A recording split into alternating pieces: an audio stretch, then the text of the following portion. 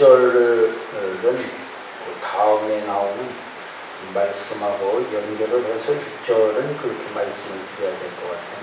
그래서 오늘은 4절, 5절 말씀 중심으로 해서 말씀을 드리도록 하겠습니다.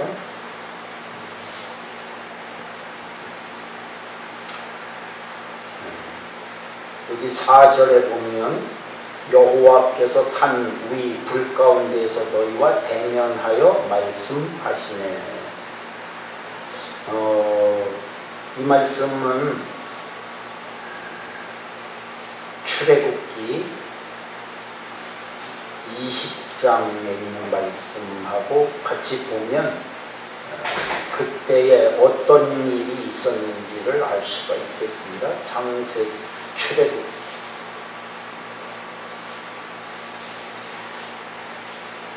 20장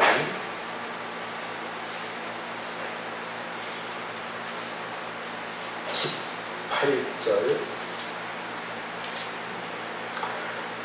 출애굽기 20장 18절부터 21절까지 같이 한 목소리로 말씀을 합니다. 뭇 백성이 우레와 번개와 나팔 소리와 산의 연기를 본지라 그들이 볼 때 떨며 멀리 서서 모세에게 이르되 당신이 우리에게 말씀하소서 우리가 들으리이다. 하나님이 우리에게 말씀하시지 말게 하소서 우리가 죽을까 하나이다. 모세가 백성에게 이르되 두려워하지 말라. 하나님이 임하심은 너희를 시험하고 너희로 경외하여 범죄하지 않게 하려 하심이니라. 백성은 멀리 서 있고 모세는 하나님이 계신 흑암으로 가까이 가니라. 하나님께서 시내산 가운데에 임재하셨는데 하나님의 실질적인 모습으로 나타나시지는 않고 어떤 형상으로 임하시는데 여기 출애굽기 20장 18절에 보면 우레, 번개, 나팔소리, 산의 연기 이런 것으로 보였다 이렇게 말씀하고 오늘 신명기 5장 4절에는 불로 임하셨다 이렇게 말씀을 합니다. 그러니까 초자연적인 어떤 현상 출애굽기 앞부분에 보면 모세가 부름을 받을 때 떨기나무 불꽃 가운데 계신 하나님을 보지만 그 불이 타는 것은 아니었었어요. 이제 어떤 이런 자연 현상은 아니고 초자연적인 어떤 이런 형상으로 하나님이 나타나는 게 보이시. 이럴 때에 이제 사람들의 반응입니다. 특히 이제 그때 당시 이스라엘 백성들의 반응은 여기 출애굽기 20장의 19절에 나오죠. 모세에게 이스라엘 백성이 얘기하는 겁니다. 당신이 우리에게 말씀하소서. 우리가 듣겠습니다. 하나님은 우리에게 말씀하시지 말게 해 주십시오. 우리가 죽을까 합니다. 왜냐하면 두려운 하나님. 하나님의 실질적인 모습이 나타나지는 않았지만 이런 모습만으로도 하나님의 두려운 모습을 지금 보는 거예요. 그래서 이스라엘 백성들은 감히 그런 하나님 앞에 나설 수가 없는 이런 상태. 왜냐하면 우리가 죽을까 합니다. 거룩하신 하나님 앞에 이스라엘 백성들의 모습은 죄된 모습으로는 그런 하나님을 가까이 할 수도 없고 만날 수도 없는 이런 상태가 됩니다. 그래서 하나님이 우리에게 여기 그렇게 표현은 없지만 직접 말씀하시지 말게 하소서. 누가 대신? 모세가 우리에게 대신 말씀을 하시면 그게 하나님 말씀인 줄 알고 우리가 듣겠습니다. 이런 태도를 지금 갖고 있단 말이에요.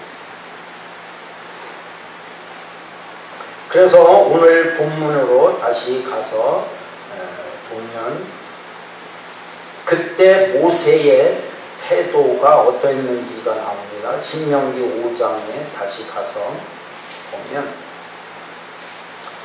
5절에 신명기 5장 5절에 다시 본다. 그때 너희가 북을 두려워하여 산에 오르지 못함으로. 아까 출애굽기 20장에서 봤죠.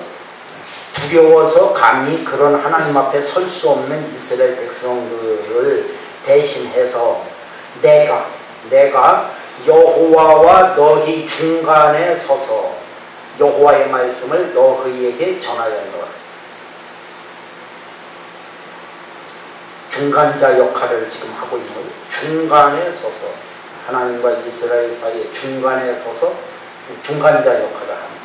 하나님이 직접 이스라엘 백성들에게 말씀하셔도 되는데 지금 보니까 하나님을 가까이 할 수 없는, 죄인된 인간의 모습으로는 하나님을 가까이 할 수 없으니까 그 가까이 할 수 없는 하나님이 말씀하시는 소리에 두려움에 떨어서 감히 설 수가 없어요.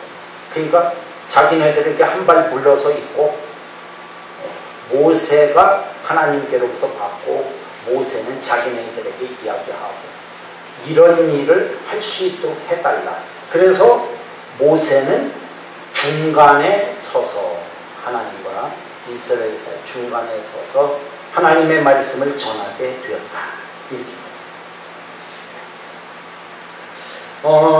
이런 말씀들은 구약에 특히 좀 많이 나오지만, 예를 들어서 한 기절을 더 보면 이사야 6장 보겠습니다. 이사야 6장. 우시야 왕이 죽던 해 이렇게 나오는데, 하여튼 이사야가 성전 안에를 들어갑니다. 그때 성전에는 하나님의 모습이 보여지는데, 그렇다고 해서 하나님이 실질적인 모습이 보여지지는 않았고, 이사야 6장 1절에 보면 주께서 높이 들린 보좌에 앉으셨는데 그의 옷자락은 성전에 가득하였고, 그러니까 하나님의 실질적인 모습은 보이지 않고 옷자락만 가득한 어떤 이런 형상으로 보였다는 거죠. 그러니까 실제로 지금 못 보고 있는 거예요. 그럼에도 불구하고 5절에 이사야의 태도를 한번 보겠습니다. 그러니까 성전에 하나님의 모습은 실제로 보이지는 않지만 어떤 형상, 여기는 이제 옷자락만 가득한 이런 형상임에도 불구하고 그 하나님 앞에 선 이사야의 모습은 어떠했을까? 6장 5절 같이 읽습니다. 그때 내가 말하되 화로다 나여 망하게 되었도다. 나는 입술이 부정한 사람이요 나는 입술이 부정한 백성 중에 거주하면서 만군의 여호와이신 왕을 비었음이로다 하였더라. 구약 성경에 보면 하나님이 나타나고 그 하나님을 만난 사람들의 이야기가 나오는데, 사실은 하나님을 만났다기보다 하나님의 사자, 우리가 삼손도 보면 태어나기 전에 여호와의 사자가 그 아버지 마누아에게 나타나고 그 어머니에게 나타나고 막 그럴 때 그들이 나중에 이제 여호와의 사자를 직접 보죠. 그래 놓고서는 나중에 하는 소리가 우리가 이제 하나님 만났으니까 죽었다. 이렇게 얘기를 하고. 그러니까 왜 그럴까? 하나님을 만난 사람은 죽는 게 아니고 거룩하신 하나님, 영광이 가득한 그 하나님의 모습을 실제로 보지 못해도 사람은 감히 그 하나님 앞에 설 수 없는 존재라는 사실을 이렇게 표현을 하는 거예요. 이거는 이제 우리가 단적으로 창세기 3장에서 아담과 하와가 죄를 지었을 때 에덴 동산에 거니시는 여호와의 소리를 들었는데도 불구하고 도망갔거든요. 그죠? 아담과 하와가 피하여 숨었다. 그러니까 죄인된 인간의 모습으로는 하나님 앞에 설 수 없는 존재라는 사실을 이렇게 표현을 합니다. 그래서 대신 모세가 중간에 서서 하나님의 말씀을 지금 전할 수밖에 없는 이런 상황에 지금 있는.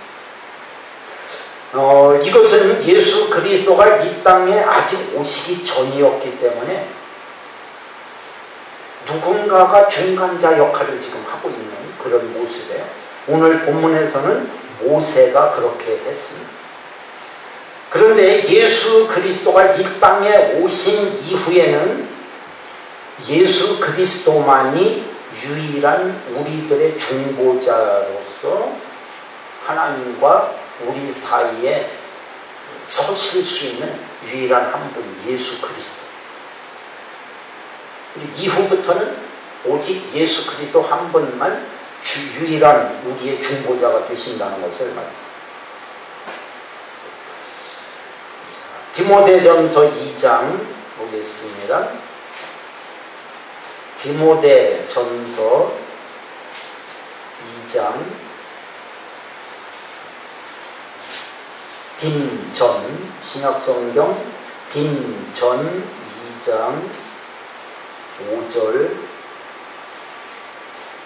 신약성경 딤전 2장 5절 디모데전서 2장 5절입니다. 같이 읽습니다. 하나님은 한 분이시요 또 하나님과 사람 사이의 중보자도 한 분이시니 곧 사람이신 그리스도 예수라. 히브리서 8장 6절에도 있습니다. 히브리서 8장 6절 히브리서 8장 6절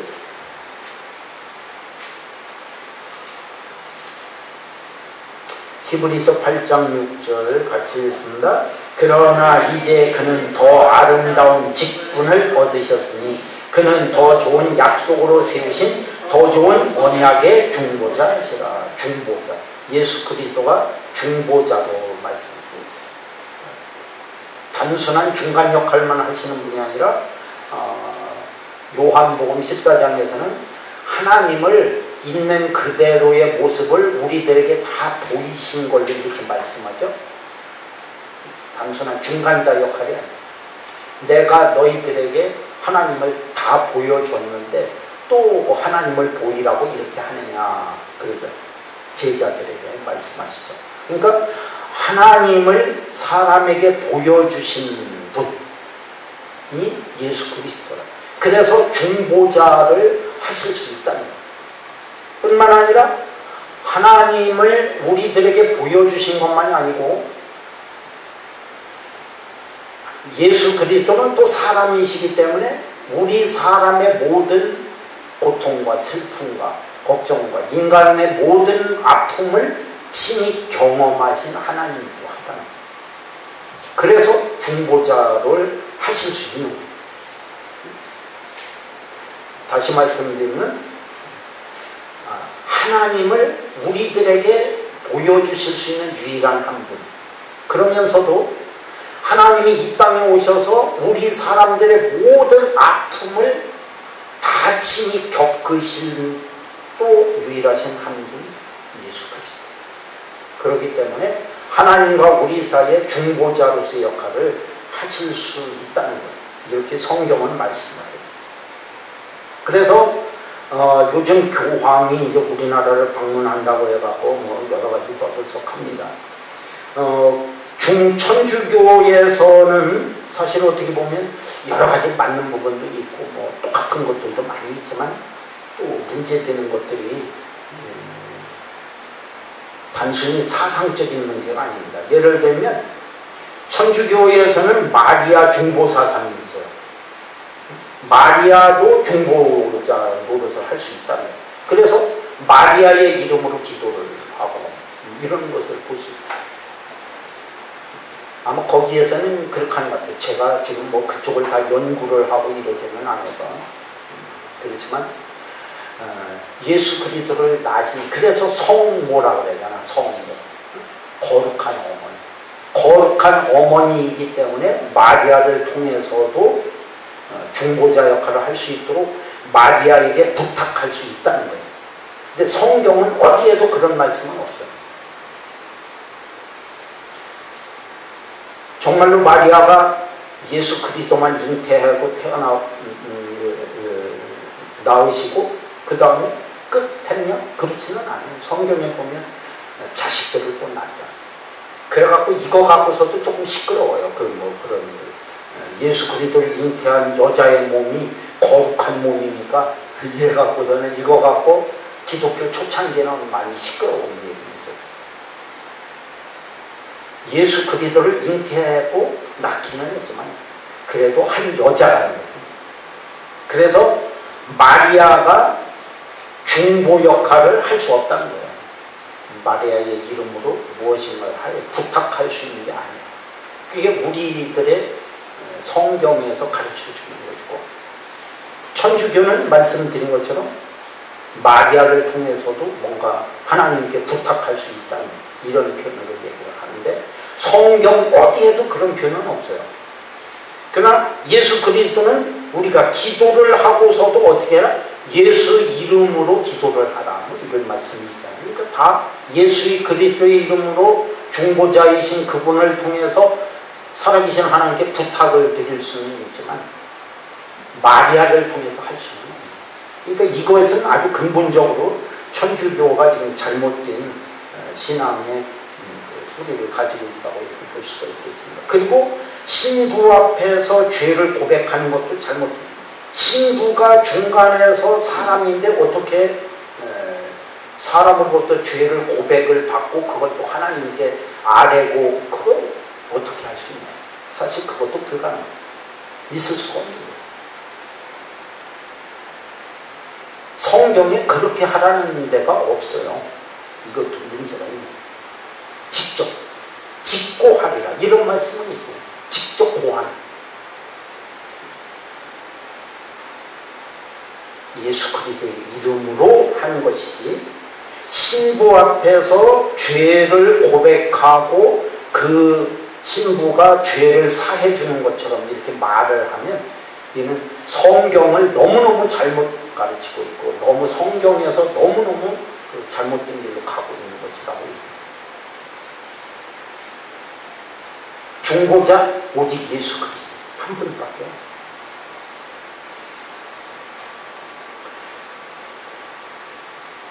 사람은 요한복음 3장 29절 한번 보겠습니다. 요한복음 3장 29절.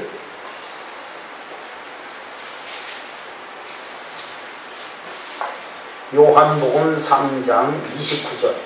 요한의 태도, 세례 요한의 태도를 보면 우리가 사람은 어떻게 해야 될지를 명확하게 우리가 이해를 하고 깨달을 수가 있어요.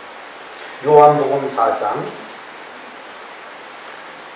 29절 30절 같이 읽습니다. 신부를 취하는 자는 신랑이나 서서 신랑의 음성을 듣는 친구가 크게 기뻐하나니 나는 이러한 기쁨으로 충만하였노라. 그는 흥하여야 하겠고 나는 쇠하여야 하리라 하니라. 세례 요한은 신부를 취하는 신랑의 친구일 뿐이에요. 신부는 예수 믿는 구원받은 하나님의 자녀, 그리고 교회란 말이에요. 교회는 이런 건물이 아니고 예배당이 아니고 예수 믿는 구원받은 하나님의 자녀들의 모임, 이 교회고, 나중에 요한계시록에 보면 이 교회가 새 예루살렘 성으로 나와요. 그래서 신부가 단장한 것처럼 단장하고 신랑 대신 예수님 앞에 서서 천국잔치를 벌이는 얘기가 나옵니다. 그러니까 신랑은 당연히 예수 그리스도고 여기서 신부는 예수 믿는 구원받은 하나님의 자녀들이에요.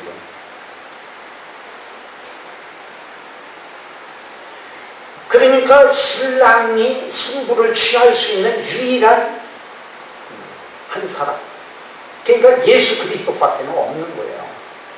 그러면 세례 요한은 누구냐? 다른 성경에 뭐 마태복음이나 누가복음을 보면 그냥 앞길을 그냥 인도하는 자일 뿐입니다. 앞길을 그냥 열어가는 자일 뿐입니다. 그리고 오늘 본 여기 요한복음 3장 29절 30절은 그냥 신랑의 음성, 그러니까 신부를 취하는 신랑의 그 기쁨을 그냥 친구로서 옆에 서서 그 기뻐하는 것을 같이 기쁨을 누리는 게 친구로서의 최고의 기쁨입니다. 그거면 족한 거예요. 그러니까 지금도 만약에 이런 성경을 근거로 현재의 이런 우리 교회의 모습을 얘기하면 당연히 세례 요한은 오늘 우리들에게 있어서는 목사들이라고 보통 얘기할 수 있잖아요. 그러면 목사는 뭐 하는 사람이냐? 제가 가끔씩 말씀드리잖아요. 하나님과 여러분들 사이에 중간에 있는 사람은 아니에요. 잘못돼요. 예수 그리스도만이 하실 수 있고 옆에 비켜 서 있는, 예수 그리스도 옆에 비켜 서 있는 존재예요. 가로막으면 안 돼요. 성도들을 하나님을 만나게 해줘야 되는 이 만남의 과정에 목사가 가로막혀 있으면 이건 지극히 잘못돼요. 너무너무 잘못돼요. 그러니까 목사가 보이면 안 되는 거예요, 사실은. 처음에 믿음 생기기 전에 교회를 나올 때는 목사가 보일 수밖에 없죠. 왜냐하면 영의 눈도 못 뜨고 귀도 못 열리니까 목사가 제일 크게 보일 수 있어, 그렇죠? 그러나 믿음이 생기고 살아계신 하나님을 만나고 구원받은 하나님의 자녀가 되면 주님이 보이는 거지. 그 사람 속에 주님이 계시는 거, 성령께서 계시니까 더 이상 목사가 있을 자리는 사실 없는 거예요. 그러니까 만약에 목사가 성도들과 하나님 사이에 중간에 서 있다면 이건 하나님을 회방하는 것밖에 안 돼요. 하나님을 보이지 않게 가로막는 것밖에 안 되는 거예요. 여기 세례 요한처럼 하는 거예요.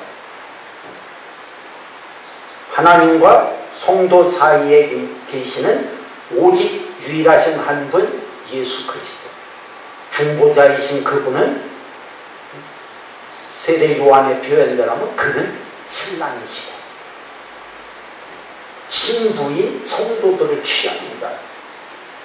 그러면 우리 같은 사람은 여기 말씀대로 하면 세례 요한과 같은 거예요. 그냥 주님 옆에 서 있는. 그래서 주님이 성도들을 취하는, 신부로 취하는 그 기쁨을 함께 누리는 사람이 그걸로 족합니다. 그러면 최고의 기쁨을 누릴 수 있는 사람. 이렇게 됩니다. 그러니까 혹시 최근에 교황이 방문한다고 해갖고 일부에서는 특히 기독교 교회 협의회 같은 데에서 일치, 천주교하고 일치를 위한 무슨 직제 뭐를 만들고 이렇게 하긴 해요. 그렇다고 해서 원수처럼 지낼 필요는 없지. 그렇죠? 그러나 함께 할 수는 없는 사람들이에요. 도저히 함께 할 수. 그리고 지난 시간에도 얼마 전이죠? 제가 말씀드렸잖아요. 십계명이 두 번째 계명이 없어, 천주교. 제가 그거 조그만한 교리서인가 뭐해서 조그만 소책자 가지고 있거든요. 거기에 제가 아무리 자세하게 봐도 10계명에서 2계명이 빠져 있다니까. 자기네들 임의로 그렇게 한 거예요. 그리고 10번째 계명을 둘로 쪼개놔서 10가지 계명으로 얘기를 해요. 천주교가. 그럼 문제가 있는 거잖아. 왜 임의로 성경 말씀을 없앨 건 없애고 왜 둘로 쪼개서 열을 만들어 놓는 거예요. 근본적으로 문제가 있잖아요. 이렇게 천주교의 실체를 제가 속속들이 다 밝히고 여러분들한테 말씀은 안 드리지만 최소한도 이런 몇 가지만 성경에 근거해서 다른 얘기할 것도 없는 거예요. 성경 말씀에 있는 대로만 얘기해도 너무 달라요. 중보자이신 예수 그리스도만이 유일하게 우리들의 모든 것을 다 아시는 분이고, 좀 전에 말씀드린 것처럼 살아계신 하나님을 우리들에게 다 그대로 보여주실 수 있는 유일한 한 분이 예수 그리스도라.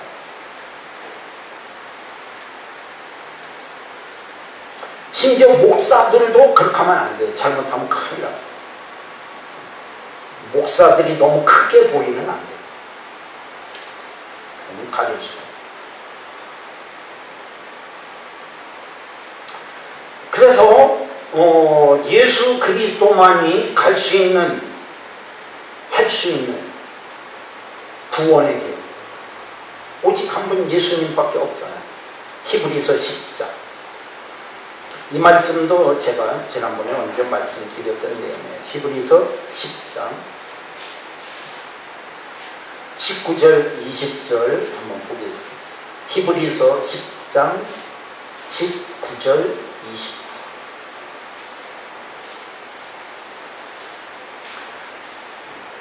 히브리서 10장 19절 20절 같이 읽습니다.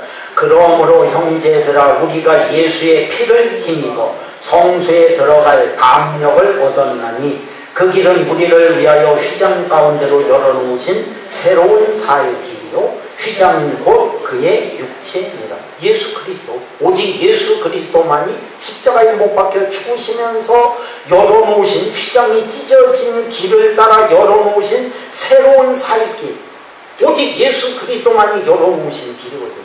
유일한 생명길이거든요. 그 누구도 할 수 없는 거예요.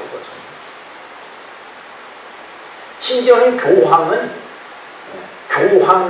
사람이지만 교황이 하는 말은 성경보다 우선한다니까. 먼저 성경보다 앞서. 그런 문제가 있는 거잖아요. 그럴 수는 없죠. 오직 예수 그리스도. 그분이 열어놓으신, 그것도 피를 힘입어. 19절에 그러니까 십자가에 못 박혀 죽으시면서 흘리신 피, 그 피를 힘입어서 성소에 들어갈 수가 있는데, 왜냐하면 피 없이는 하나님께 나아갈 수 없습니다.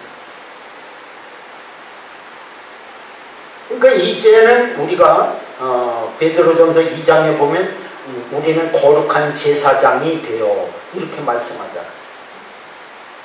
베드로전서 2장에 우리는 거룩한 제사장이 될지라.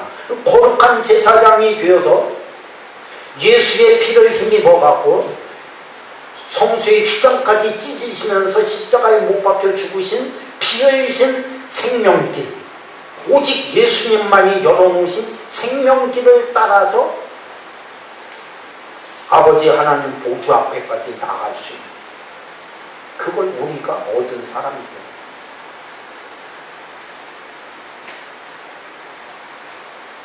그럼 보좌 앞에까지 왜 나갈까? 4장 16절. 히브리서 4장 16절에 나오잖아요. 히브리서 4장 16절에 같이 읽습니다. 그러므로 우리는 긍휼하심을 받고 때를 따라 돕는 은혜를 얻기 위하여 은혜의 보좌 앞에 담대히 나갈 것이니라. 때를 따라 돕는 은혜를 보좌 앞에 나가서 얻기 위해서, 그러니까 하나님, 살아계신 하나님께 가까이 나갈 수 있고, 구약 성경에 그 지성소로, 성막으로 얘기하면 지성소 안에 계신 살아계신 하나님을 만나는 가는 거고, 거기서 우리들에게 주시는 은혜를 얻기 위하여 거기까지 나가는 거예요. 근데 이 길을 누가 또 열어놓겠어요? 그렇죠? 이 길을 누가 우리들에게 열어놓고 가라고 할 수 있는 사람이 누가 있냐고? 아무도 없어요. 아무도 흉내낼 수 있는 게 아니에요. 예수 그리스도, 오직 그분만이 유일하신 중보자로서 하실 수 있는 단 한 분, 예수 그리스도밖에 없는. 그러니까 뭐 타종교에서는 뭐 기독교는 배타적이다, 뭐 독선적이다, 뭐 너희들만 구원이냐, 뭐 별별 소리를 다 하지만 성경을 보면 어디를 봐도 그렇게 말씀을 하고 있는데 어떡하냐. 그렇다고 해서 그들을 우리가 뭐 좀 전에 말씀드린 뭐 적으로 생각할 것도 아니고, 그들을 무슨 뭐 우리들을 뭐 어떻게 하는 사람들을 얘기할 건 아니에요. 사실 그럴 건 아니지만 예수 그리스도 오직 한 분만 얘기할 수밖에 없다는 거예요. 누구를 또 여기다가 끼워 넣어갖고 아무개가 세상에 누가 살아계신 하나님의 존재를 이 땅에 사람 모습으로 다 보여주신 분이 또 누가 있으며, 그렇죠? 지금 히브리서 10장 19절 20절 말씀만 놓고 봐도 살아계신 아버지 하나님 앞에 나갈 수 있는 유일한 생명길을 열어놓으신 분이 또 누가 있습니까? 그렇죠? 없잖아요. 그러면 우리는 확신을 갖고 담대하고 분명하게 예수 그리스도 오직 유일하신 한 분 중보자로서의 그 하나님 그분만을 믿고 우리는 하나님 보좌 앞에까지 나갈 수 있어요. 그게 오늘 우리들에게 주어진 거예요.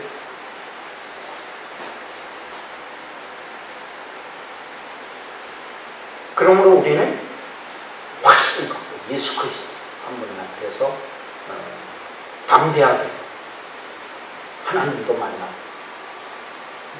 친히 또 그분이 우리 앞에 행하시는 모든 것들을 다 우리가 그 길을 따라서 가기만 하면 바로 거기가 생명길, 은혜의 길, 놀라우신 주님이 이루어놓으신 모든 것들을 할 수 있는 유일한 단 하나의 길.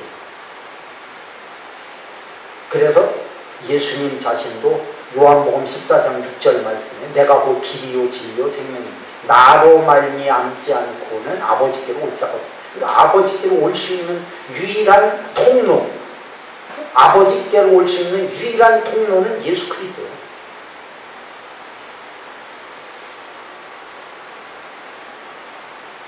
악한 마귀의 권세를 대적하고 죽음의 세력도 깨뜨리실 수 있는, 깨뜨리신 유일한 한 분으로 나오죠. 예수 그리스도. 이 세상에 죽음의 권세를 깨뜨렸다고 얘기하면서 가르치는 종교가 없어요. 우리 기독교밖에 없어요. 유일하신 예수 그리스도 한 분만 죽음의 권세도 깨뜨리죠. 그래서 죽음에 사로잡혀 있는 두려움에 떠는 인간들을 구원하셨다. 히브리서 오직 그렇게 말씀하고 있다.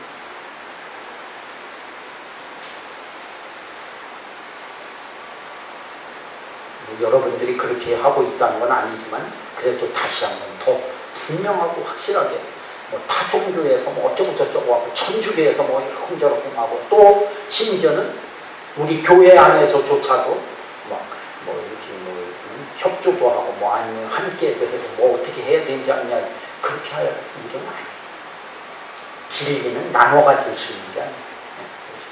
확고한 신앙으로 오늘 말씀들을 제가 몇 가지 가르쳐드린 것처럼 믿음 안에서 오직 유일한 예수 그리스도 한 분만을 믿음으로 우리는 지금 제대로 된 생명길을 가고 있다는 이 사실이 더 확신 있는 믿음으로 여러분 앞에 서시길 바랍니다. 기도하겠습니다.